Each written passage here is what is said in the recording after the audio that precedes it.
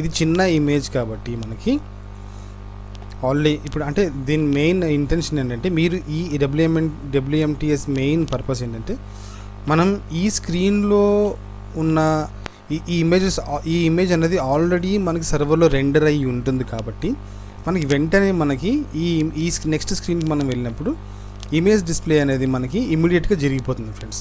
So అలాగా జరగడం వల్ల ఏమవుతుందంటే మనకి బ్యాండ్ విడ్త్ అనేది సేవ్ అవ్వడం అనేది జరుగుతుందన్నమాట. సో చాలా ఇంపార్టెంట్ ఇది ఫ్రెండ్స్ మనకి. కానీ మనకు ఒక్కసారి మనము WMS క్రియేట్ చేసుకున్నాము అంటే వెంటనే మనకి అట్ ది సేమ్ టైం మనము WMTSని కూడా క్రియేట్ చేసినట్టే ఫ్రెండ్స్.